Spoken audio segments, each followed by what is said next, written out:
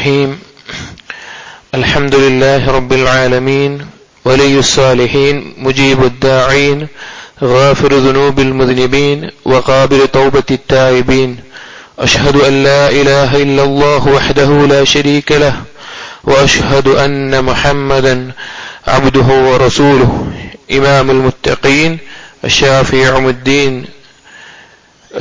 يوم الدين الصلاة والسلام عليه وعلى آله وأصحابه وعلى من اتبعهم بإحسان إلى يوم الدين يا أيها الذين آمنوا اتقوا الله حق تقاته ولا تموتن إلا وأنتم مسلمون رب اشرح لي صدري ويسر لي أمري واحلل عقدة من لساني يفقهوا قولي آمين رب العالمين.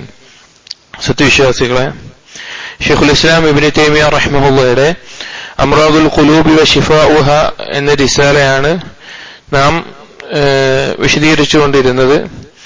അതിൽ നമ്മൾ ഹസദ്, ഖൽബിന്റെ അസുഖമായ ഹസദ് എന്നതിനെ പറ്റി പറഞ്ഞ് ആ ഹസദ് ബാധിച്ചാൽ അതിൽ നിന്ന് രക്ഷ നേടാനുള്ള മാർഗം എന്നുള്ളത് തഖ്വയും സബറുമാണ് എന്ന് നാം പറഞ്ഞു. യൂസുഫ് നബി അലൈഹി ഇസ്ലാമിന്റെ ജീവിതത്തിൽ യൂസുഫ് നബി അലൈഹി ഇസ്ലാം സഹോദരങ്ങളുടെ ഹസദ് ബാധിച്ചപ്പോൾ അദ്ദേഹം തഖ്വയും സബറും സൂക്ഷിച്ചതിന്റെ കാരണത്താൽ അദ്ദേഹത്തിനുണ്ടായ വിജയങ്ങളും മറ്റും നാം മനസ്സിലാക്കി.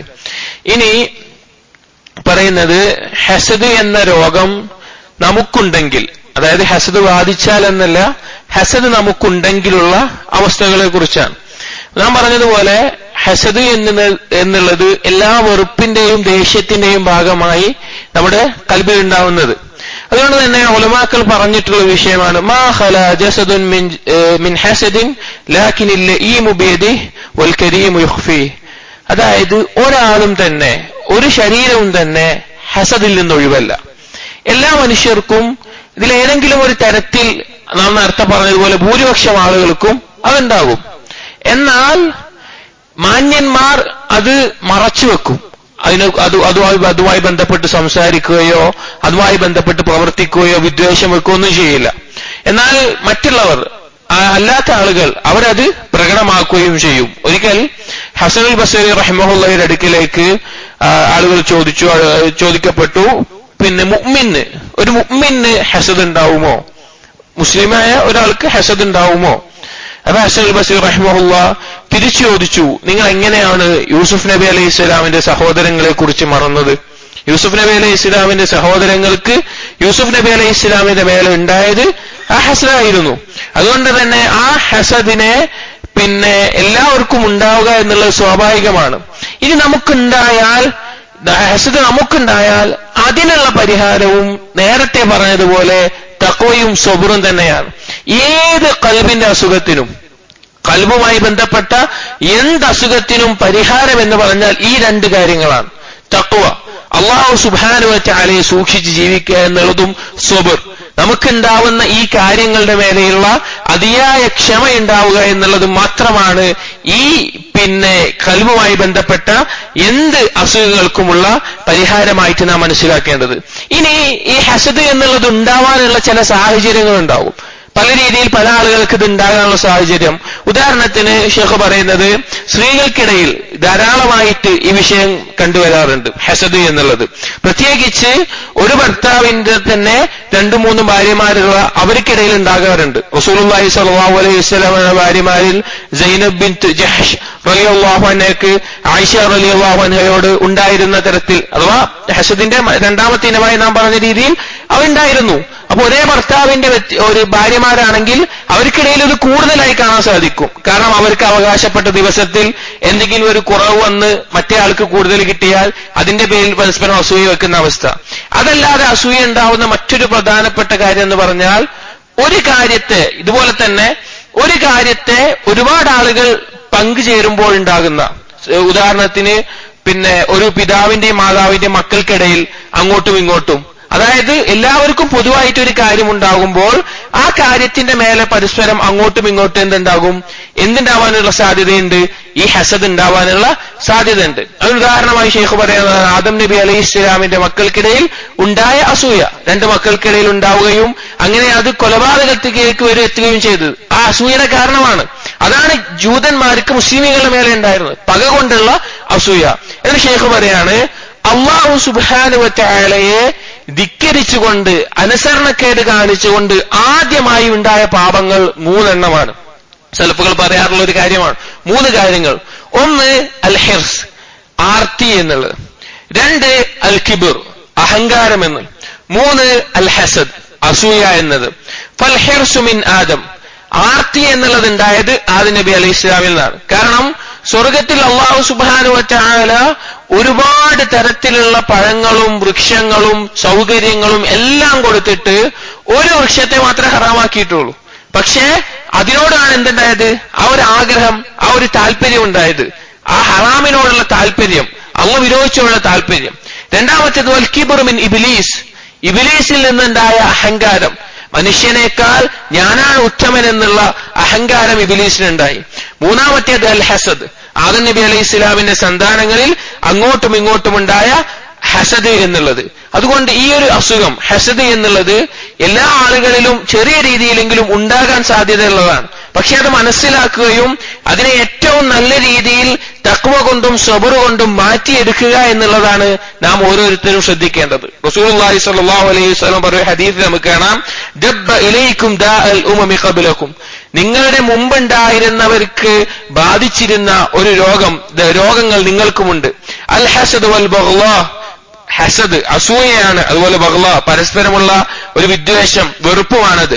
വഹിയൽ ഹാലിഖ, അവ രണ്ടുമെന്ന് പറഞ്ഞാൽ വടിച്ചു കളയുന്നതാണ്. എന്നിട്ട് പറയാണ്, വടിച്ചു കളയാന്ന് പറഞ്ഞാൽ മുടിയെയല്ല, ഒരുത്തന്റെ ദീനിനെ തന്നെ അത് വടിപ്പിച്ച് നശിപ്പിച്ച് കളയുന്നതാണ് എന്ന്. അതുപോലെ തന്നെ ഹസദിനോടൊപ്പം തന്നെ റസൂലുള്ളാഹി സ്വല്ലല്ലാഹു അലൈഹി വസല്ലം പറഞ്ഞൊരു അസുഖമാണ് അൽ ബുഖൽ, പിശുക്ക് എന്നുള്ളത്.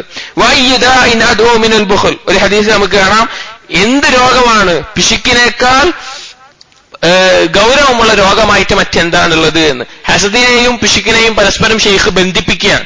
പിശുക്ക് എന്ന് പറഞ്ഞു കഴിഞ്ഞാൽ അവനിൽ നിന്നുള്ള ഒരു നന്മ മറ്റുള്ളവർക്ക് ലഭിക്കുന്നത് അവൻ സ്വയം തടയുക എന്നുള്ളത്. അസൂയ എന്ന് പറഞ്ഞു കഴിഞ്ഞാൽ മറ്റുള്ളവർക്ക് ഉണ്ടാകുന്ന നന്മ അത് നശിച്ചു കാണണമെന്ന് ആഗ്രഹിക്കൽ. ഇതിൽ ഹസദ് എന്നുള്ളത് ബുഖലിനേക്കാൾ, പിശുക്കിനേക്കാൾ വലിയ തിന്മയാണ്. കാരണം പിശുക്ക് അവനുമായി ബന്ധപ്പെട്ട് മാത്രമേ വരുന്നുള്ളൂ. പിന്നെ ഹസദ് പറഞ്ഞാൽ മറ്റൊരാൾ കൂടി ബാധിക്കുകയാണ്.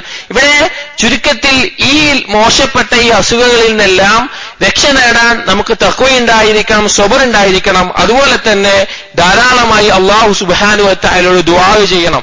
ഒരുപാട് ദുആക്കൾ ഈ വിഷയവുമായി ബന്ധപ്പെട്ട് നമുക്ക് കാണാൻ സാധിക്കും. നല്ല സ്വഭാവത്തിന്റെ അതിൽ റസൂലുള്ളാഹി സ്വല്ലല്ലാഹു അലൈഹി വസല്ലം ദുആ ചെയ്യാറുണ്ടായിരുന്നു, അഊദു ബിക മിൻ മുൻകറാത്തിൽ അഖ്ലാഖ് വൽ അഹ്വാ വൽ അദ്വാ, അള്ളാഹുവിനോട് രക്ഷ ചോദിക്കണം. അഊദു ബിക, നിന്നെ കൊണ്ട് ഞാൻ രക്ഷ ചോദിക്കുന്നു, മിൻ മുൻകറാത്തിൽ അഖ്ലാഖ്, മോശപ്പെട്ട സ്വഭാവങ്ങളിൽ നിന്ന്, വൽ അഹ്വാ, ഇച്ഛകളിൽ നിന്ന്, വൽ അദ്വാ, രോഗങ്ങളിൽ നിന്ന്.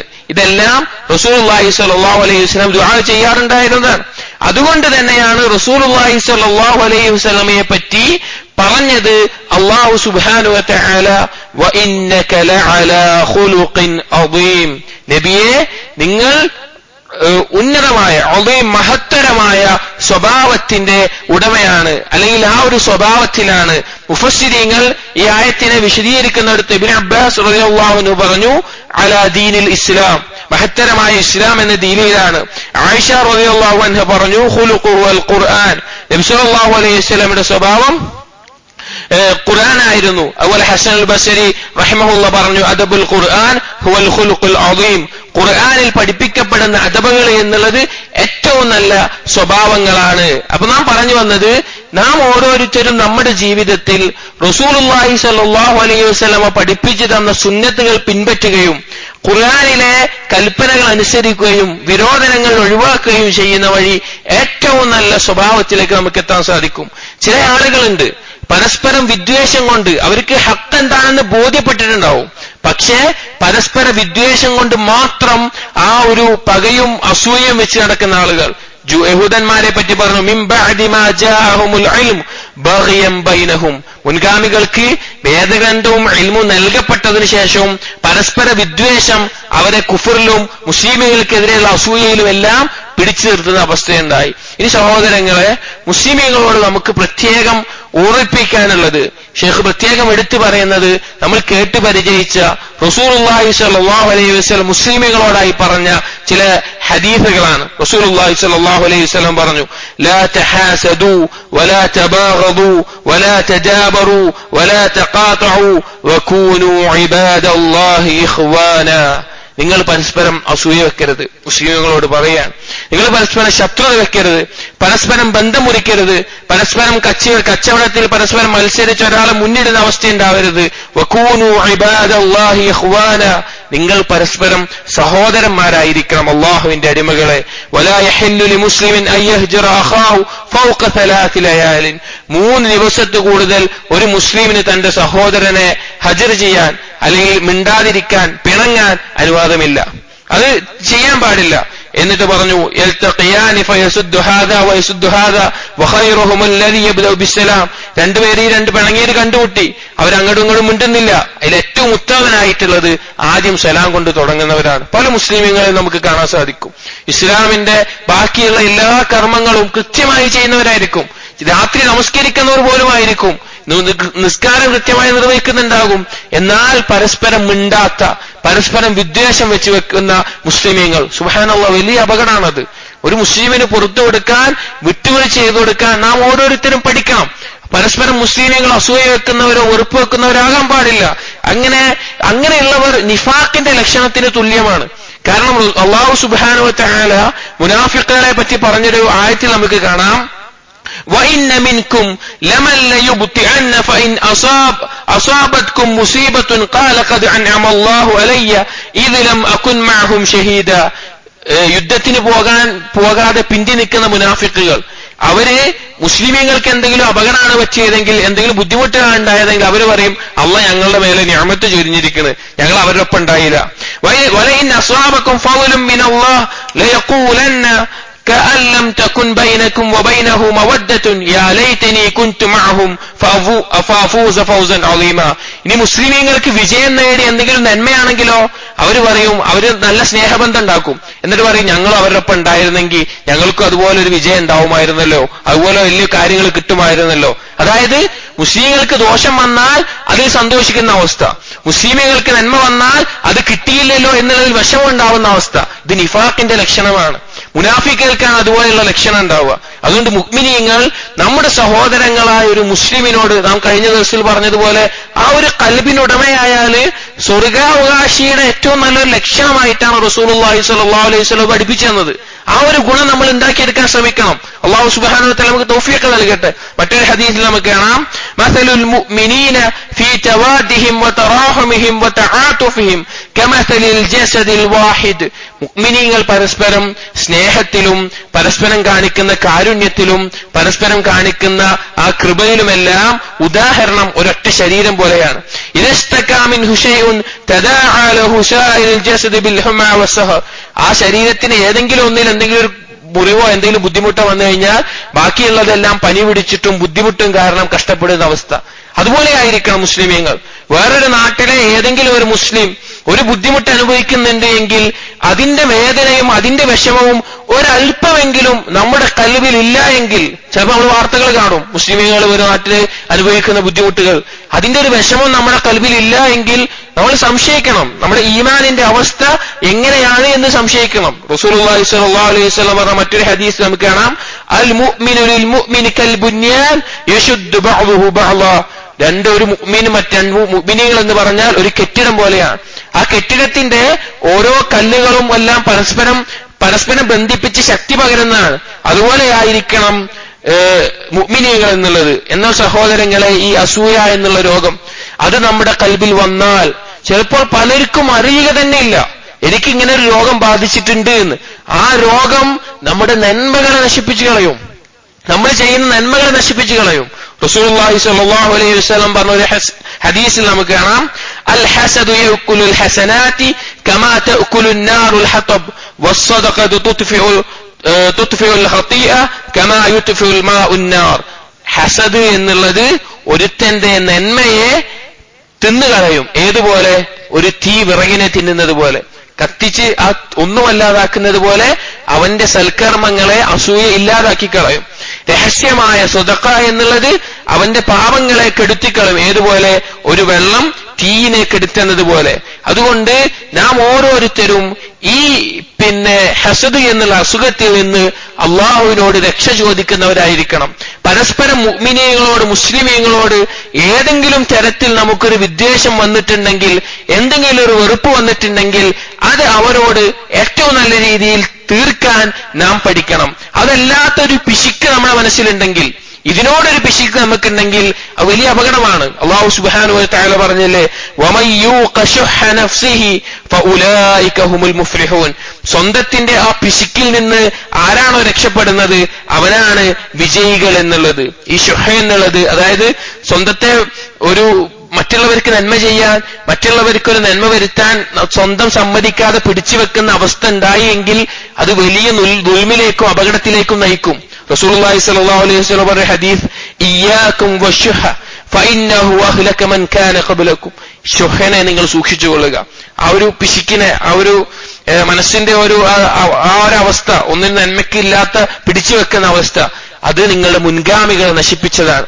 അങ്ങനെ ശുഹ് വന്നാൽ അമറഹും ബിൽ ബുഖൽ, അത് പിശുക്കിനെ കൽപ്പിക്കും. ഫബഖിലു, അങ്ങനെ അവർ പിശുക്ക് കാണിക്കും. വഅമറഹും ബിൽ ദുൽം, അങ്ങനെ അത് ദുൽമിനെ കൽപ്പിക്കും, ദുൽമ ചെയ്യാൻ കൽപ്പിക്കും. ഫളമു, അങ്ങനെ അവർ ദുൽമ ചെയ്യും. വഅമറഹും ബിൽ ഖത്ഈഅ, അങ്ങനെ അവർ ബന്ധങ്ങൾ മുറിച്ചു കളയാൻ വേണ്ടി കൽപ്പിക്കും. ഫഖതഉ, അങ്ങനെ ബന്ധം മുറിച്ചു കളയുന്ന അവസ്ഥ.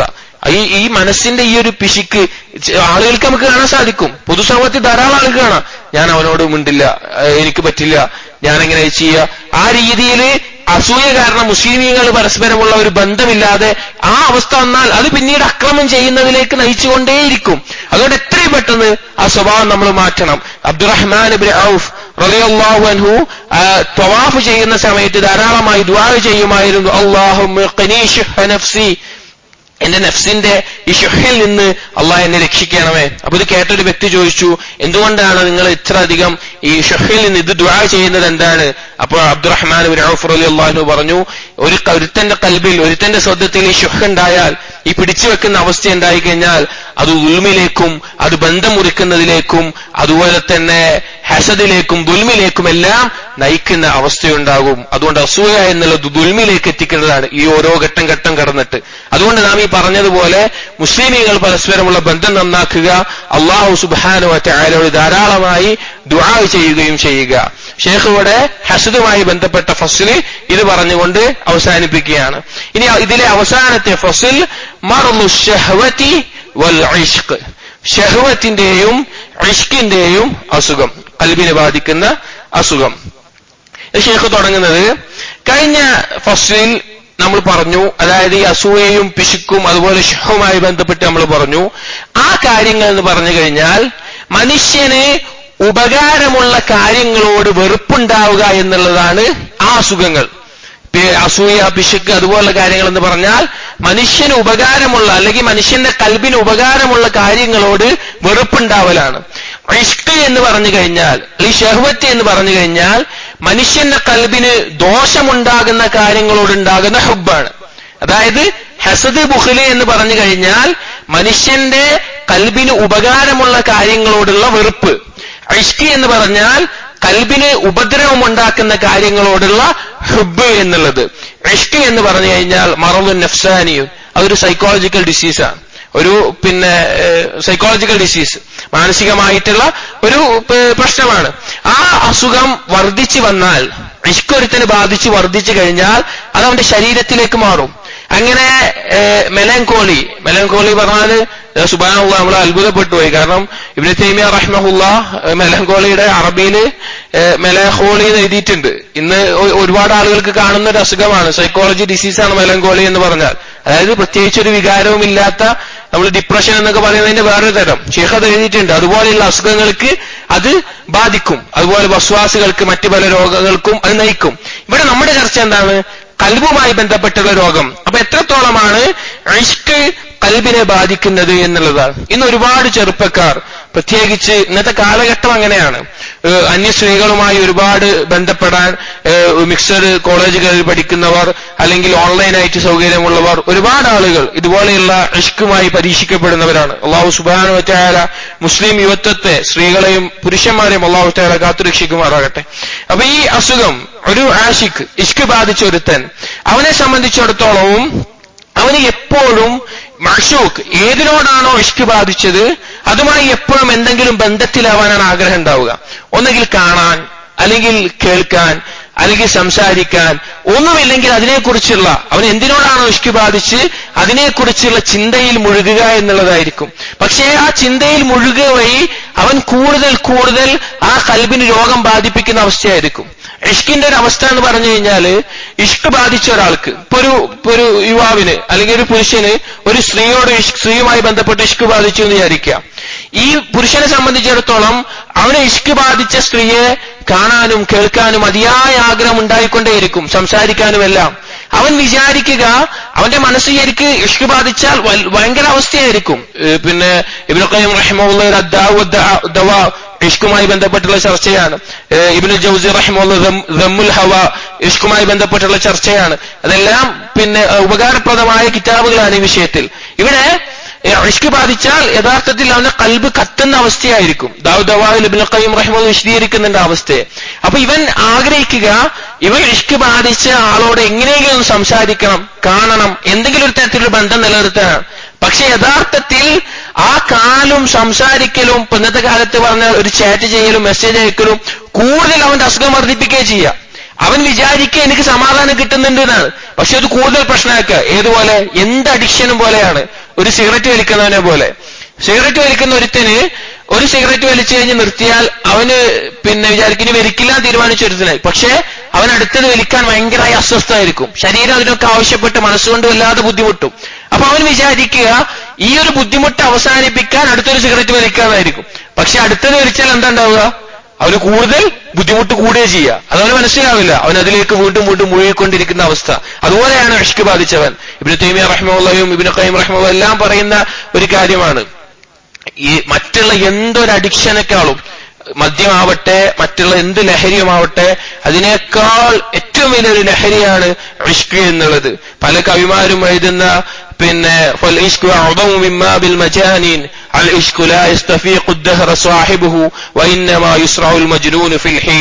ഒരു ഇഷ്ക് ബാധിച്ചവന് കുറെ കാലത്തേക്ക് അത് അവന്റെ ഉള്ളിൽ നിന്ന് പോകില്ല. മദ്യപിച്ചോ മറ്റോ ബുദ്ധി മറഞ്ഞവന് കുറച്ചു കഴിഞ്ഞാൽ ബോധം തിരിച്ചു കിട്ടും. വളരെ അപകടം പിടിച്ച ഒരു കാര്യമാണ്. അല്ലാഹു സുബ്ഹാനഹു വ തആല നമുക്ക് കാത്തുരക്ഷിക്കുമാറാകട്ടെ. അപ്പൊ നാം പറഞ്ഞത്, അവൻ അതിന്റെ ചിന്തയിൽ എപ്പോഴായിരിക്കും, അത് ഖൽബിന് വല്ലാത്ത രോഗം ബാധിക്കും. ഈ രോഗം മാറുക എന്നുള്ള ഇതിനുള്ള പരിഹാരം എന്താണ്? രോഗം മാറാൻ എന്താ ചെയ്യേണ്ടത്? ആ രോഗം മാറിക്കിട്ടണം. ഇവിടെ ഹുബ്ബ് ബാധിച്ചവന് ആ ഹുബ്ബ് ഒഴിവാക്കുക എന്നുള്ളതാണ് അതിനുള്ള പരിഹാരം. ഇനി എന്താണ് ഇഷ്ക് എന്നാണ് ഷെയ്ഖ് പറയുന്നത്. ചില ആളുകൾ ഇഷ്ക് എന്താണെന്ന് പറഞ്ഞെടുത്ത് പറഞ്ഞു, ബാബുൽ ഇറാദത്ത്, ഒരുത്തന്റെ ഉദ്ദേശവുമായി ബന്ധപ്പെട്ട് ആഗ്രഹവുമായി ബന്ധപ്പെട്ടിട്ടുള്ളതാണ്. അതാണ് മഷ്ഹൂറായ ഇഷ്കിന്റെ താരീഫ്. എന്നാൽ ചില ആളുകൾ പറഞ്ഞു അതൊരു സ്വപ്നം അല്ലെങ്കിൽ ഫാന്റസി, ചിന്ത, തസവ്വുറാത്ത്, അവൻ ചിന്തിച്ചുണ്ടാക്കുന്ന ഫസാദായ ചിന്തകളാണ് എന്ന് പറഞ്ഞു. എന്തു തന്നെയായാലും ചില സൂഫികൾ പറയാറുള്ളത് പോലെ ഒരിക്കലും സൂഫികൾ ഇഷ്ക് എന്നുള്ള പദത്തെ അള്ളാഹുവിനോട് ചേർത്തി പറയാറുണ്ട്. അള്ളാഹുവിനോടുള്ള ഇഷ്ക് എന്ന് പറയാറുണ്ട്. അതൊരിക്കലും ശരിയല്ല. കാരണം ഒരിക്കലും അള്ളാഹു സുബ്ഹാനഹു വ തആലയ്ക്ക് യോജിച്ച കാര്യമല്ല ഇഷ്ക് എന്നുള്ളത്. ഇഷ്ക് എന്നതിന് ഒരു പരിധിയില്ലാത്ത വികാരമാണത്. അതിന് ശഹവത്തും ബാക്കിയുള്ളതെല്ലാം ചേരാം. എന്നാൽ അള്ളാഹു സുബ്ഹാനഹു വ തആലയോട് ഹുബ്ബാണ് ഉണ്ടാവേണ്ടത്, ഇഖ്ലാസോടുകൂടിയുള്ള ഹുബ്ബ്. ഇഷ്ക് എന്നുള്ളത് അള്ളാഹു സുബ്ഹാനഹു വ തആലയോട് ചേർത്തി പറയാൻ പറ്റില്ല. കാരണം അതൊരു മോശപ്പെട്ട വികാരമായിട്ടാണ് പലരും നമ്മൾ പറയാറ്. അതിന് ഷെയ്ഖ് പറയാണ്, ഉറഫിൽ, നാട്ട് ആചാരത്തിൽ ഇഷ്ക് എന്ന് പറഞ്ഞാൽ രണ്ടാളുകളോട് ഉണ്ടാവുന്നതിനാണ് പറയുക. ഒന്ന് സ്ത്രീകളോടുണ്ടാവുന്നതിന്, രണ്ട് മീശ മുളക്കാത്ത താടി മുളക്കാത്ത ആൺകുട്ടികളോട്, അമ്രതുകളോട് ഉണ്ടാകുന്ന, ഈ രണ്ടു പേരോട് ഉണ്ടാകുന്നതിനാണ് ഇഷ്ക് എന്ന് പറയാറുള്ളത്. അപ്പൊ ഒരു അന്യ സ്ത്രീയോടുണ്ടാവുന്ന ഹുബ്ബിന്, അല്ലെങ്കിൽ ഒരു ഇതുപോലെയുള്ള അമ്രതുകളായ കുട്ടികളോട്, ആ കുട്ടികളെ കാണാനും സ്പർശിക്കാനും എല്ലാം ഉണ്ടാകുന്ന താല്പര്യം, ഇതിനാണ് ഇഷ്ക് എന്ന് പറയുന്നത്. അത് മദ്മൂമാണ്, അത് ആക്ഷേപിക്കപ്പെട്ടുള്ളതാണ്. അതൊരിക്കലും അള്ളാഹുവിലേക്ക് ചേർത്തി പറയാൻ പാടില്ല. ഇനി ഈ ഇഷ്കിന്റെ അവസ്ഥ അതൊരു അന്യ സ്ത്രീയോടാണെങ്കിലുള്ള അപകടം നമുക്കറിയാം. ആ ഇഷ്ക് തന്നെ നമുക്ക് അനുവദിക്കപ്പെട്ടവരോട് പോലും പരിധി വിട്ടാൽ അത് അപകടമാണ്. ഷെയ്ഖ് പറയാണ്, ഇന്നത്തെ കാലത്ത് കാണുന്നത് പോലെ ചില ആളുകൾ രണ്ട് ഭാര്യമാരുണ്ടാകും. അപ്പോൾ ഒന്നാമത്തെ ഭാര്യയിലുള്ള മകനോടും ഭാര്യയോടുമെല്ലാം അനീതി കാണിക്കുന്ന അവസ്ഥ, രണ്ടാമത്തെ ഭാര്യയോടുള്ള ഇഷ്കിന്റെ ആധിക്യം കൊണ്ട്.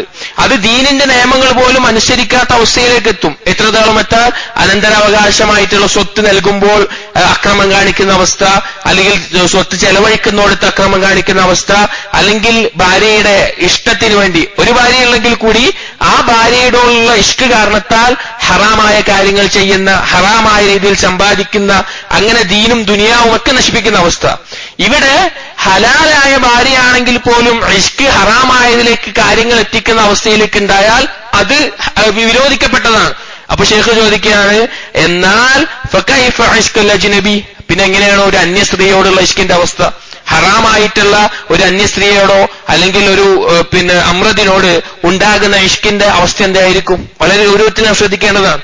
ഇന്നത്തെ കാലത്ത് പ്രത്യേകിച്ച് നാം ഓരോരുത്തരും ധാരാളമായി ശ്രദ്ധിക്കേണ്ട വിഷയമാണത്. കാരണം പുരുഷന്റെ മനസ്സ് എപ്പോഴും അതിനോട് ആഗ്രഹിക്കുന്നതാണ്. അല്ലാഹു സുബ്ഹാനഹു വ തആല പറഞ്ഞു, സ്ത്രീകളോട് പറഞ്ഞു, ഫലാ തഖ്ദഅന ബിൽ ഖൗൽ ഫയത്മഅല്ലദീ ഫീ ഖൽബിഹി മർദുൻ.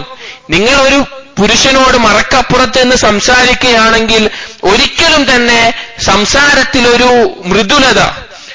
മൃദുലമായിട്ടുള്ള സംസാരങ്ങൾ സംസാരിക്കരുത്. കാരണം കൽബിൽ രോഗമുള്ള ആളുകൾക്ക് ആ ഒരു ആഗ്രഹം, വ്യഭിചാരത്തിനോടുള്ള ഒരു താല്പര്യം, ആഗ്രഹം ഉണ്ടാകുമെന്നുള്ളത്. കാരണം ഈ ഇഷ്ക് എന്നുള്ള കാര്യം ഉണ്ടാകുന്ന മേഖലകളിൽ പെട്ടതാണ് ഒരുത്തന്റെ നോട്ടം, സംസാരം, അതുപോലെയുള്ള കാര്യങ്ങൾ കൊണ്ട് ഓരോ രീതിയിൽ ഇത് ബാധിക്കുക എന്നുള്ളത്.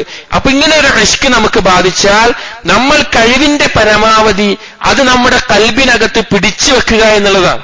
പലപ്പോഴും നമുക്കുണ്ടാകുന്ന കാര്യമാണ്.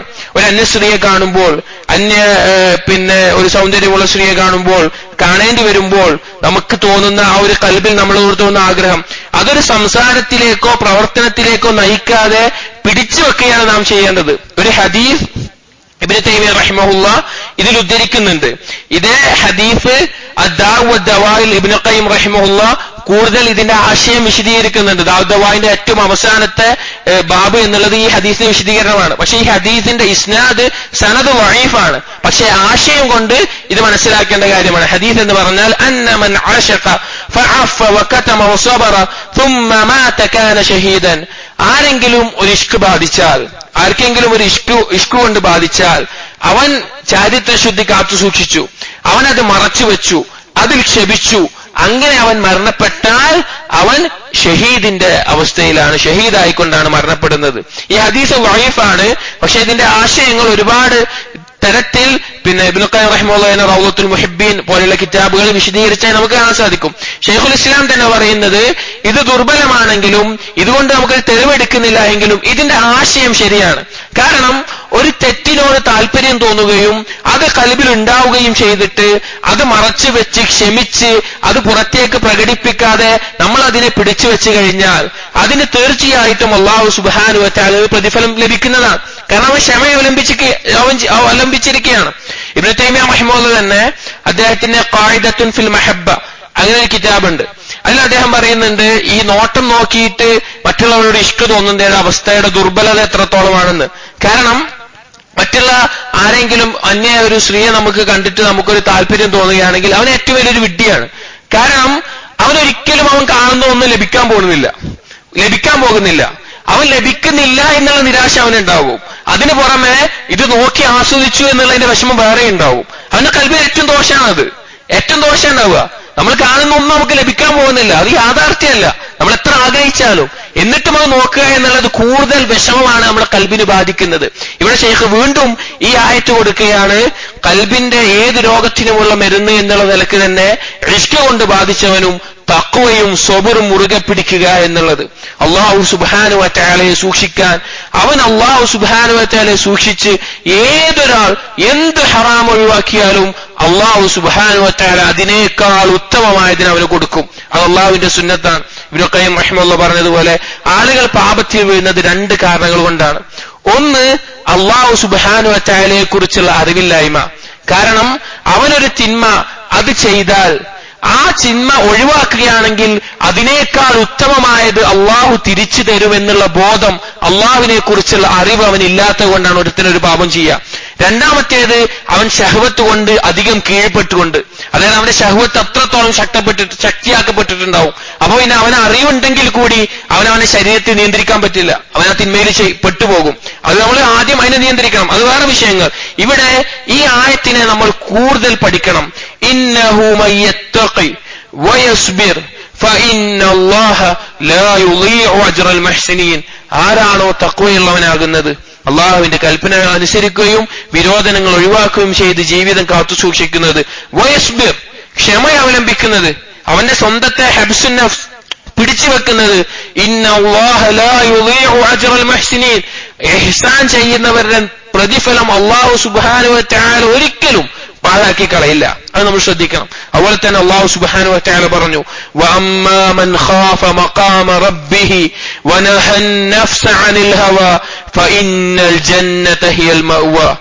വഅമ്മാ മൻ ഖാഫ മഖാമ റബ്ബിഹി, തന്റെ റബ്ബിന്റെ മുമ്പിൽ നിൽക്കേണ്ടി വരുമല്ലോ, ആ നിൽക്കുന്ന സ്ഥാനത്തെ ആലോചിച്ച് അള്ളാഹുവിനോട് മറുപടി പറയേണ്ടി വരുമല്ലോ എന്നുള്ളത് ആലോചിച്ച് ഭയപ്പെട്ടുകൊണ്ട്, വനഹൻ നഫ്സ അനിൽ ഹവാ, തന്റെ ഇച്ഛകളിൽ നിന്ന്, മ്ലേച്ഛമായ ഇച്ഛകളിൽ നിന്ന് നഫ്സിനെ പിടിച്ചു വെക്കുന്നത് അല്ലെങ്കിൽ ആ ഇച്ഛകളെ വിരോധിക്കുന്നത് നഫ്സിന്റെ മേലെ, ഫഇന്നൽ ജന്നത ഹിയൽ മഅവാ, അവനുള്ള സ്ഥാനം അത് സ്വർഗമാണ്.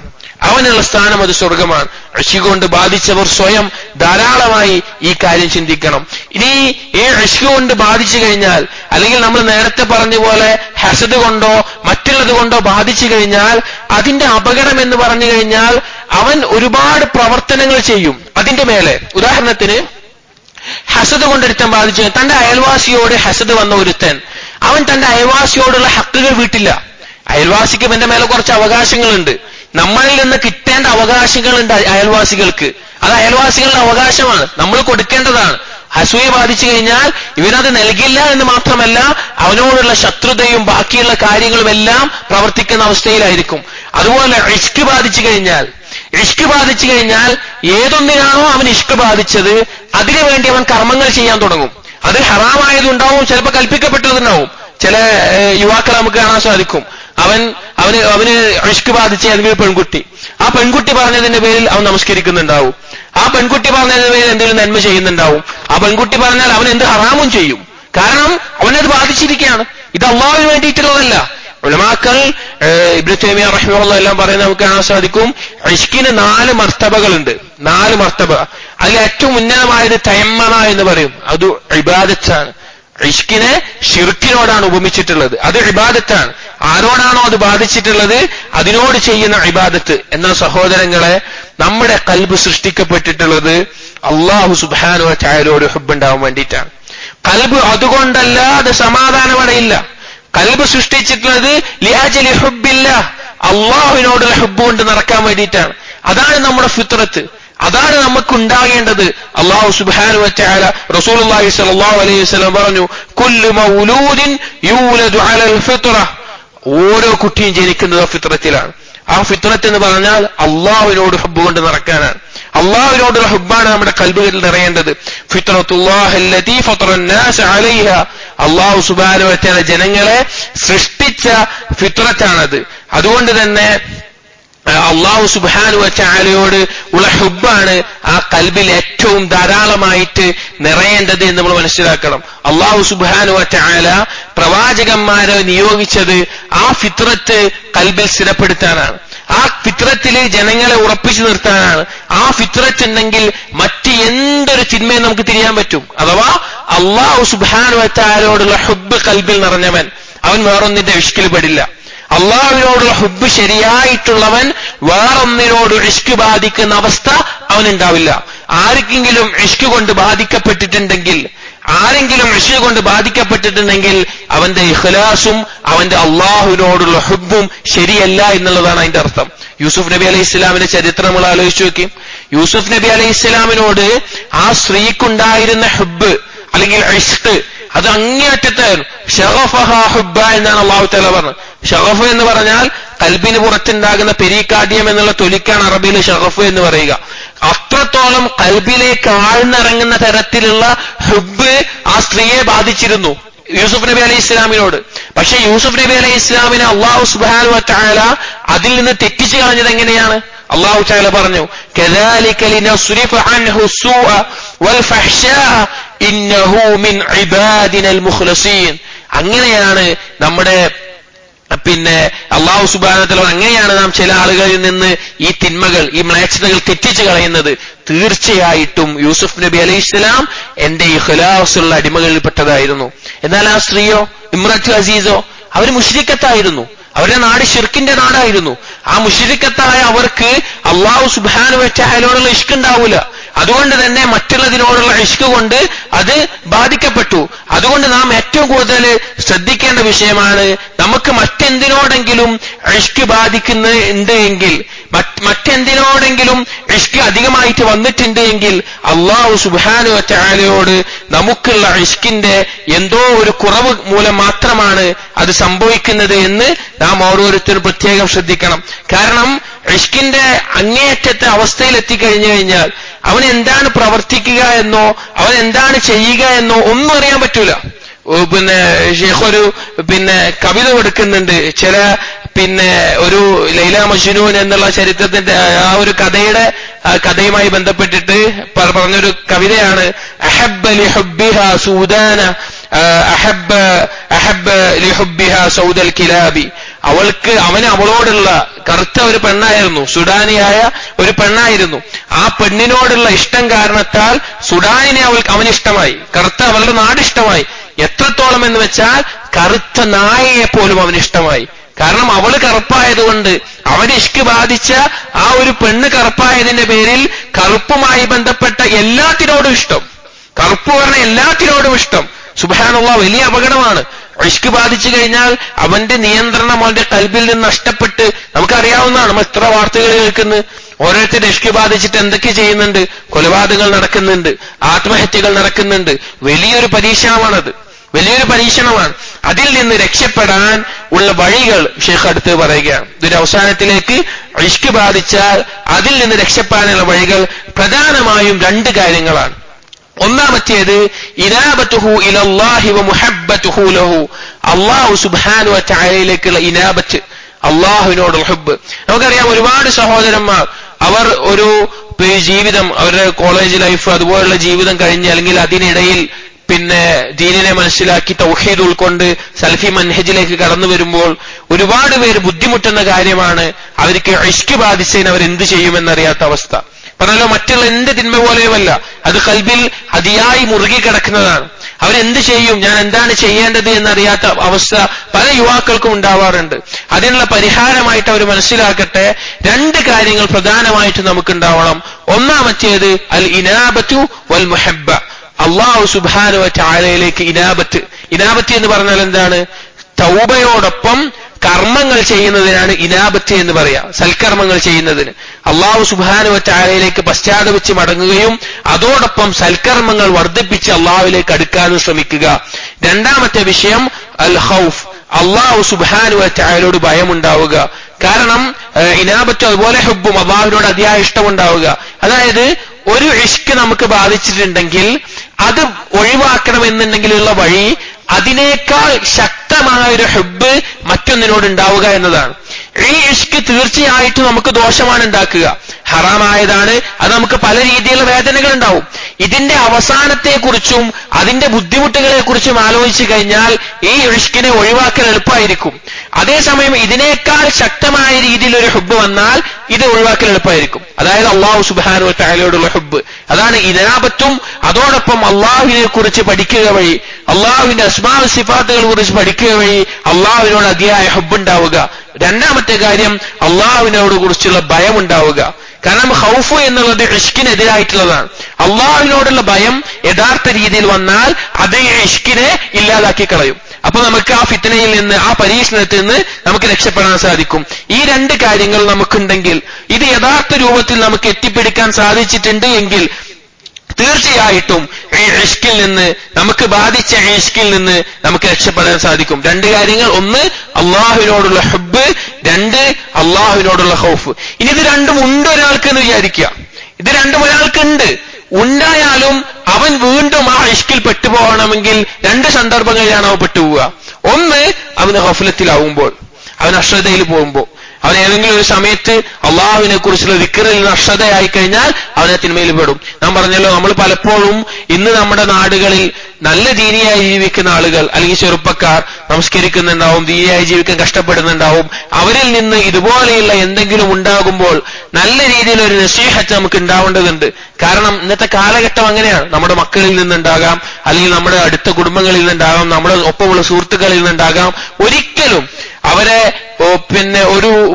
ഒറ്റപ്പെടുത്തുന്ന അവസ്ഥ നമുക്കുണ്ടാവരുത്. കാരണം അത്രയധികം നമ്മുടെ ചെറുപ്പക്കാരും നമ്മുടെ യുവാക്കളും യുവതികളും മുസ്ലിമീങ്ങൾ കഷ്ടപ്പെടുന്ന ഒരു മേഖലയാണിത്. അവരോട് ഏറ്റവും നല്ല റഹ്മത്ത് കാണിക്കേണ്ട ഒരു സമയമാണ്. മാതാപിതാക്കൾ മക്കൾക്ക് വേണ്ടി ഏറ്റവും നല്ല രീതിയിൽ ദുആ ചെയ്യേണ്ട സമയവുമാണ്. അവർ ശരീരം കൊണ്ട് നമ്മളോടൊപ്പം ഉണ്ടെങ്കിലും മനസ്സുകൊണ്ട് മറ്റു പലയിടത്തും എത്തുന്ന ഒരു കാലഘട്ടമാണിത്. അതുകൊണ്ട് അവരോട് നല്ല കാരുണ്യം ഉണ്ടാവണം. ഇവിടെ നമ്മൾ പറഞ്ഞത്, ഒന്ന്, ഗഫ്ലത്തിലാവുമ്പോൾ വീണ്ടും അവരതിൽ പെട്ടുപോകും. രണ്ട്, ഒരാൾ ഹുബ്ബും ഹൗഫുമുള്ള ആളായിരിക്കും, പക്ഷെ ചില സമയത്ത് ചില ഹറാമുകളിൽ പെട്ടുപോകും. ആ ഹറാമുകളിൽ പെട്ടുപോയാൽ, അല്ലെങ്കിൽ ചില സമയത്ത് വാജിബായ കാര്യങ്ങൾ ഒഴിവാക്കുന്ന അവസ്ഥ വരും, ചിലപ്പോൾ അതിൽ നിന്നെല്ലാം വിട്ടുപോകുന്ന അവസ്ഥ. അങ്ങനെ ഒഴിവായി പോയി കഴിഞ്ഞാൽ ആ സന്ദർഭത്തിലും ചിലപ്പോൾ അവർ വീണ്ടും ഇഷ്കിൽ പെടും. അതായത് ഈമാൻ എന്ന് പറഞ്ഞാൽ യസീദു ബിത്ത്വാഅ വയൻഖുസു ബിൽ മആസി, അള്ളാഹുവിനെ അനുസരിക്കുന്ന വഴി വർദ്ധിക്കും, അള്ളാഹുവിനെ ധിക്കരിക്കുന്ന വഴി കുറയും.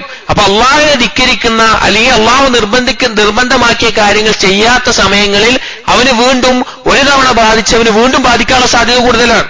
ശൈത്താന്റെ വലിയൊരു കെണി എന്ന് പറഞ്ഞു കഴിഞ്ഞാല്, തഖ്വയുള്ള ഒരാളെ അയാൾക്ക് പുതിയൊരു തിന്മ ചെയ്യിപ്പിക്കുക എന്നുള്ളത് ശൈത്താന് ബുദ്ധിമുട്ടുള്ള കാര്യമായിരിക്കും.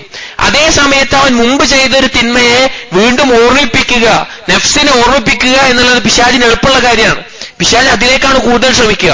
നമ്മൾ മുമ്പ് ചെയ്ത് അത് ഒഴിവാക്കി പശ്ചാത്തപിച്ച് മടങ്ങിയ തിന്മകളുമുണ്ടെങ്കിൽ പിശാച് അതിനെക്കുറിച്ച് നമ്മെ ഓർമ്മിപ്പിച്ചുകൊണ്ടേയിരിക്കും. അതിലേക്ക് എത്തിക്കാൻ വേണ്ടി ക്ഷമയോടുകൂടി കാത്തിരിക്കുന്ന അവസ്ഥയും ഉണ്ടാവും. അതിനുവേണ്ടി നമ്മളെ ഒരുക്കും. ഉദാഹരണത്തിന് ഒരു ഉദാഹരണം പറഞ്ഞുതരാം, ഇതുമായി ബന്ധപ്പെട്ടല്ല, ഇത് പറയാം. ഒരു വ്യക്തി അവൻ നല്ല രീതിയിൽ അള്ളാഹുവിനെ അനുസരിച്ച് നിർബന്ധമായ കാര്യങ്ങൾ, സുന്നത്തായ കാര്യങ്ങൾ ചെയ്ത് ജീവിക്കുകയാണെങ്കിൽ അവനെ പിഴപ്പിക്കാൻ ശൈത്താൻ ആവശ്യം, ഒന്ന്, അള്ളാഹുവിനെ കുറിച്ച് തെറ്റായ ചിന്ത, അതിലവൻ വീഴുന്നില്ല എങ്കിൽ രണ്ട്, അവനെ ശഹ്വത്ത് കൊണ്ട് കീഴ്പ്പെടുത്തുകയാണ്. ശഹ്വത്ത് കൊണ്ട് കീഴ്പ്പെടുത്താൻ ശൈത്താൻ ആദ്യം ചെയ്യിക്കുന്ന പ്രധാനപ്പെട്ട ഒരു കാര്യം, അവന് സംരക്ഷണമായിട്ടുള്ള അള്ളാഹുവിന്റെ ദിക്റിന് മടിയുണ്ടാക്കും, ഖുർആൻ പാരായണം ചെയ്യുന്നതിന് മടിയുണ്ടാക്കും. അതുപോലെ തന്നെ അദ്കാറുകൾ കൃത്യമായി ചെല്ലുന്നവനാണെങ്കിൽ അതിന് അവന് മടിയുണ്ടാക്കും. അത് സുന്നത്തായ നമസ്കാരങ്ങളാണെങ്കിൽ അതിന് അവൻ മടിയുണ്ടാക്കും. അങ്ങനെ ഓരോ കാര്യങ്ങൾക്ക് അവനെ മടി പിടിപ്പിച്ച് അത് ഓരോന്നായിട്ട് ഒഴിവാക്കിപ്പിക്കും. രണ്ടാമതായിട്ട് നിർബന്ധമായ കർമ്മങ്ങളിലേക്കായിരിക്കും ശൈത്താന്റെ ശ്രദ്ധ.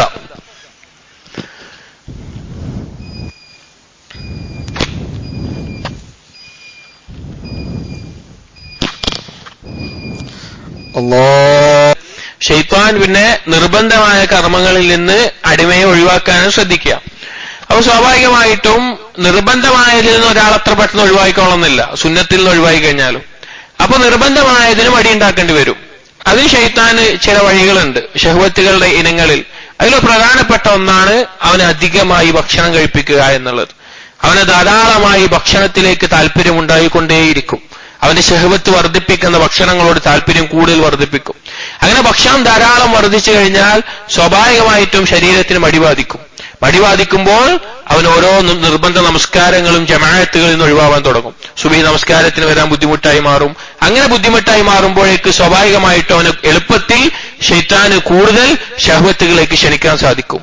അതാണ് റസൂലുള്ളാഹി സ്വല്ലല്ലാഹു അലൈഹി വസല്ലം യുവാക്കളോട് കഴിവുണ്ടെങ്കിൽ നിങ്ങൾ വിവാഹം കഴിക്കുക, അതല്ല എങ്കിൽ നിങ്ങൾ നോമ്പ് നോൽക്കുക എന്ന് പറയും. നോമ്പ് നോൽക്കുക എന്ന് പറഞ്ഞെടുത്ത് തന്നെ ഇബ്നുൽ ഖയ്യിം റഹിമഹുല്ലാഹ് വിശദീകരിക്കുമ്പോൾ പറയുന്നുണ്ട്, നോമ്പ് തുറക്കുന്ന സമയത്ത് അവൻ ഭക്ഷണം കുറച്ചിരിക്കണം.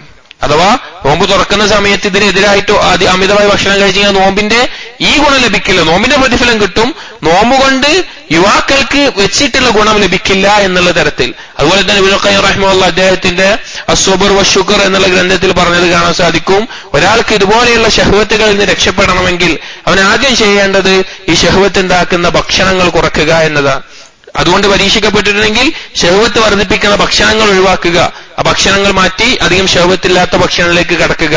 അങ്ങനെ ഓരോ വിഷയത്തിൽ ഇവിടെ നാം പറഞ്ഞു വന്നത്, ശൈത്താൻ ഇഷ്ക് കൊണ്ട് പിന്നെ പാപങ്ങൾ കൊണ്ട് കുറയുന്ന സമയത്ത് അവന് വീണ്ടും ഇഷ്കിലേക്ക് വീണ്ടും വീഴ്ത്തിക്കളയും. അവൻ ഏതൊന്നിൽ നിന്നാണോ തൗബ ചെയ്ത് മടങ്ങിയത്, ഏതൊത്തിൽ നിന്ന് പോകുന്നത്, അവന് ഹുബ്ബുണ്ടായി, അവന് ഖൗഫുണ്ടായി, പക്ഷെ വീണ്ടും അതിൽ വീഴുന്ന അവസ്ഥയുണ്ടാകും. ഇനി ശൈഖ് പറയുന്നത്, ഇത് അവസാനമായിട്ട് ശരീരത്തിന്റെ രോഗം പോലെ തന്നെ, ശരീരത്തിന്റെ രോഗം നാം എങ്ങനെയാണ് സംരക്ഷിക്കുന്നത്? അതിന്റെ ആരോഗ്യത്തിന് ആവശ്യമായ കാര്യങ്ങൾ നമ്മൾ കൊണ്ടുവെക്കുന്നുണ്ട്, രോഗത്തെ തടുക്കുന്ന കാര്യങ്ങൾ നമ്മൾ ശ്രദ്ധിക്കുന്നുമുണ്ട്. അതുപോലെ തന്നെ കൽബിന്റെ ആരോഗ്യം കാത്തുസൂക്ഷിക്കുന്ന കാര്യങ്ങൾ ഇൽമുൻ നാഫിഅ് വൽ അമലു സ്വാലിഹ്, ഏത് ഉപകാരപ്രദമായ ഇൽമ്, അതുപോലെ തന്നെ അതിനനുസരിച്ചുള്ള സൽക്കർമ്മങ്ങൾ, അതവന്റെ കൽബിനെ ഏറ്റവും നല്ല ആരോഗ്യപൂർണ്ണമാക്കും. അതിലേറ്റവും പ്രധാനപ്പെട്ട കാര്യമാണ് ഖുർആൻ എന്നുള്ളത്, അള്ളാഹുവിന്റെ കലാം. നമുക്കൊരു ദിവസത്തിൽ ഖുർആനുമായി ബന്ധമുണ്ടെങ്കിൽ വലിയൊരു സംരക്ഷണമാണ് നമുക്ക് ജീവിതത്തിൽ ഉണ്ടാകുന്നത്. ഒരു ദിവസം പോലും ഖുർആനുമായി ബന്ധമില്ലാത്ത നമുക്ക് ഉണ്ടാവരുത്. ഖുർആൻ പാരായണം ചെയ്യുന്നവന്റെ അടുക്കലേക്ക് വരാൻ പിശാചിന് അറപ്പാണ്, പിശാച് വെറുക്കും ഖുർആൻ പാരായണം ചെയ്യുന്നവന്റെ അടുത്തേക്ക്. എത്ര പാരായണം ചെയ്യാൻ സാധിക്കുമോ അത്രത്തോളം അതിനുവേണ്ടി ശ്രമിക്കുക. എന്നാൽ ശൈഖ് പറയാണ്, ഇഷ്ക് ബാധിച്ച ആളുകൾ ശ്രദ്ധിക്കേണ്ട കാര്യങ്ങൾ, അല്ലാഹു സുബ്ഹാനഹു വ തആലയോട് ധാരാളമായി ദുആ ചെയ്യുക. ആഖിറുൽ ലൈലി വ ഔഖാത്തിൽ ആദാനി വൽ ഇഖാമ, രാത്രിയിലെ അവസാന സമയത്ത് അഥവാ തഹജ്ജുദിന്റെ ആ സമയത്ത്, ബാങ്കിന്റെയും ഇഖാമത്തിന്റെയും ഇടയിൽ, വഫി സുജൂദിഹി, സുജൂദിൽ, വഫി അദ്ബാരിസ് സ്വലവാത്ത്, നമസ്കാരങ്ങൾക്ക് ശേഷം, അതുപോലെ അതിലേക്ക് ഇസ്തിഗ്ഫാർ ധാരാളമായി വർദ്ധിക്കുക. ഫഇന്നഹു മൻ ഇസ്തഗ്ഫറല്ലാഹ് ثم تاب ഇലൈഹി മത്തഉഹു മതാഅൻ ഹസന ഇലാ അജ്ലിൻ മുസമ്മ, ആരാണോ അല്ലാഹുവിനോട് ഇസ്തിഗ്ഫാർ തേടുന്നത്, തൗബ ചെയ്ത് മടങ്ങുന്നത്, അവൻ ഏറ്റവും നല്ലൊരു വിഭവം അല്ലാഹു സുബ്ഹാനഹു വ തആല ആസ്വദിപ്പിക്കുന്നതാണ്. അതുപോലെ അദ്കാറുകൾ ഫി النهാരി വഖ്തി النوم വലസ്ബിർ അലാ മാ യഅരിദു ലഹു മിനൽ മവാനി വസ്സവാരിഫ്, അതായത് പകലിലുള്ള അദ്കാറുകൾ, രാവിലെയുള്ളത്, വൈകുന്നേരമുള്ളത്, രാത്രി ഉറങ്ങാൻ കിടക്കുമ്പോഴുള്ളത്, അതുപോലെ തന്നെ അവൻ ക്ഷമ അവലംബിക്കുക. അതുപോലെ വല്യഹ്റുസ് അലാ ഇക്മാലിൽ ഫറായിദ് മിനസ് സ്വലവാത്തിൽ ഖംസ് ബാത്തിനതൻ വലാഹിറ, നമസ്കാരം കൃത്യമായി 5 വക്ത് നമസ്കാരം ബാത്തിനായിട്ടും ലാഹിറായിട്ടും, അഥവാ നമസ്കാരം കൃത്യമായി നിർവഹിക്കണം. അതുപോലെ തന്നെ അവന്റെ നമസ്കാരത്തിലുള്ള ശ്രദ്ധ അത് പൂർണ്ണമായിരിക്കണം, അല്ലാഹു സുബ്ഹാനഹു വ തആല മുമ്പിലാണ് നിൽക്കുന്നത് എന്നുള്ളത്. അതുപോലെ തന്നെ ദീനിന്റെ മറ്റുള്ള എല്ലാ കാര്യങ്ങളും അവൻ ശരിയായി ശ്രദ്ധിക്കുക. അതുപോലെ തന്നെ ശൈഖ് പറയുന്നു, ധാരാളമായി ലാ ഹൗല വലാ ഖുവത ഇല്ലാ ബില്ലാ ഇത് പറയട്ടെ എന്നുള്ളത്. കാരണം എത്ര വലിയ ഭാരമാണെങ്കിലും, എത്ര വലിയ ബുദ്ധിമുട്ടാണെങ്കിലും, കൽബിന്റെ രോഗങ്ങൾക്കുള്ള മഹത്തായ ഒരു ശിഫയാണ് ലാ ഹൗല വലാ ഖുവത ഇല്ലാ ബില്ലാ. അത് നമ്മൾ പ്രത്യേകം ശ്രദ്ധിക്കണം. നാം എന്ത് ദുർബലത അനുഭവിക്കുകയാണെങ്കിലും, എന്തൊരു ബുദ്ധിമുട്ട് അനുഭവിക്കുകയാണെങ്കിലും, മാനസികമാവട്ടെ ശാരീരികമാവട്ടെ, അതിനുള്ള വലിയൊരു ശിഫ ലാ ഹൗല വലാ ഖുവത ഇല്ലാ ബില്ലാ എന്നുള്ളതിലുണ്ട്. അത് നമ്മൾ പ്രത്യേകം ശ്രദ്ധിക്കണം. എന്നൊരു ശൈഖ് പറയാണ്, അവൻ ധാരാളമായി അള്ളാഹുവിനോട് ദുആ ചെയ്യട്ടെ. ഒരിക്കലും അവൻ ദുആയിൽ ധൃതി കാണിക്കരുത്. ധൃതി കാണിക്കുക എന്ന് പറഞ്ഞു കഴിഞ്ഞാൽ, ഞാൻ ഇത്ര കാലം ദുആ ചെയ്തു, അള്ളാഹു സ്വീകരിച്ചില്ല, അള്ളാഹു സ്വീകരിക്കുന്നില്ല, എന്റെ ദുആ ഉത്തരം ചെയ്യുന്നില്ല, ഈ രീതിയിൽ അവൻ പറയരുത്. കാരണം ശൈഖ് പറയാൻ, അന്നൻ നസ്റ മഅ സബ്ർ, ക്ഷമയോടുകൂടിയാണ് അള്ളാഹുവിന്റെ സഹായം എത്തുക. വന്നൽ ഫർജ മഅൽ കർബ്, ഒരു ഞെരുക്കത്തിന് ശേഷമാണ് അള്ളാഹു സുബ്ഹാനഹു വ തആല അത് തുറവി നൽകുക. വന്ന മഅൽ ഉസ്രി യുസ്റ, ഒരു ഞെരുക്കത്തിന്റെ ഒപ്പമാണ് അള്ളാഹു തആല എളുപ്പം വെച്ചിട്ടുള്ളത്. അതുകൊണ്ട് തന്നെ മുൻകഴിഞ്ഞ പ്രവാചകന്മാർ ഒരാളും തന്നെ അവരുടെ ഏറ്റവും നല്ല അവസാനത്തിലേക്ക് എത്തിയിട്ടില്ല ക്ഷമ കൊണ്ടല്ലാതെ. നമ്മൾ പ്രവാചകന്മാരുടെ ചരിത്രം എടുത്തു നോക്കി, എന്തൊക്കെ പരീക്ഷണങ്ങൾ നേരിട്ടു, ക്ഷമ കൊണ്ടല്ലാതെ അവർ ഉത്തമമായ അവസാനത്തിലേക്ക് എത്തിയിട്ടില്ല. അതുകൊണ്ട് ശൈഖ് ഉപദേശിക്കുകയാണ്, ഇഷ്ക് ബാധിച്ച ആളുകൾ ഈ പറഞ്ഞ കാര്യങ്ങളിൽ ശ്രദ്ധ കേന്ദ്രീകരിച്ച് അള്ളാഹുവിനോട് കൂടുതൽ ഇസ്തിഗ്ഫാറും തൗബയും ചെയ്ത് അള്ളാഹുവിലേക്ക് അടുക്കാൻ വേണ്ടി ശ്രമിച്ചുകൊണ്ടേയിരിക്കുക. ഒരിക്കലും അള്ളാഹു സുബ്ഹാനഹു വ തആല എന്നെ കൈവിട്ടല്ലോ, അള്ളാഹു സുബ്ഹാനഹു വ തആല എന്റെ ദുആ സ്വീകരിക്കുന്നില്ലല്ലോ എന്നുള്ളൊരു നിരാശ അവനുണ്ടാകാൻ പാടില്ല. കാരണം എല്ലാവിധ വിജയവും ക്ഷമയോടുകൂടിയാണ് ഉണ്ടായിട്ടുള്ളത്. അങ്ങനെ ശൈഖ് ഈ റിസാല ഇവിടെ അവസാനിപ്പിക്കുകയാണ്. അപ്പോൾ സഹോദരങ്ങളെ, ഹൃദയങ്ങളുടെ രോഗങ്ങൾ അല്ലെങ്കിൽ കൽബിനെ ബാധിക്കുന്ന രോഗങ്ങൾ എന്നുള്ളതിൽ നമ്മൾ 3 ഫസ്ലുകളായി വിശദീകരിച്ച കാര്യങ്ങൾ ഒന്ന് ചുരുക്കി പറയുകയാണ്. ഒന്നാമത്തേത് കൽബിന് രോഗം ബാധിക്കുമെന്നും കൽബ് മരിച്ചു പോകുമെന്നും അതിനാവശ്യമായ ഇൽമു വേണമെന്നുള്ള ഫസ്ൽ നമ്മൾ ചർച്ച കഴിഞ്ഞു. രണ്ടാമത്തേത് കൽബിനെ ബാധിക്കുന്ന ഹസദ്, എല്ലാവിധ ദേശത്തിന്റെയും വെറുപ്പിന്റെയും പേരിൽ ഉണ്ടാവുന്ന ഹസദ്, അതിനെക്കുറിച്ച് നമ്മൾ ചർച്ച ചെയ്തു. മൂന്നാമത്തേത് ഇഷ്ക് കൊണ്ട്, ഹുബ്ബ് കൊണ്ട് ബാധിക്കുന്ന അസുഖമാണ് ഇഷ്ക് എന്നുള്ള, ശഹ്വത്ത് എന്നുള്ള, അതുമായി ബന്ധപ്പെട്ടുള്ള കാര്യങ്ങളും പറഞ്ഞു. ഇനി ഇതിന്റെ ചുരുക്കത്തിൽ 2 കാര്യങ്ങൾ ഓർമ്മപ്പെടുത്തുകയാണ്. ഖൽബിന്റെ ഏത് രോഗത്തിനും പരിഹാരം എന്നുള്ളത് തഖ്വയും സബറുമാണ്. ഇന്നഹു മയ്യത്തഖി വയസ്ബിർ ഇന്നല്ലാഹു ലാ യുളീഉ അജ്റൽ മുഹ്സിനീൻ. അത് നമ്മൾ മനസ്സിലാക്കുക. അതുപോലെ തന്നെ ഖൽബുമായി ബന്ധപ്പെട്ട രോഗങ്ങൾക്ക്, പ്രത്യേകിച്ച് ഇഷ്ക് ബാധിച്ചാലും മറ്റെന്തൊരു കാര്യം ബാധിച്ചാലും ലാ ഹൗല വലാ ഖുവത ഇല്ലാ ബില്ലാഹ് എന്നുള്ളത് ധാരാളമായി നാം വർദ്ധിപ്പിക്കുക.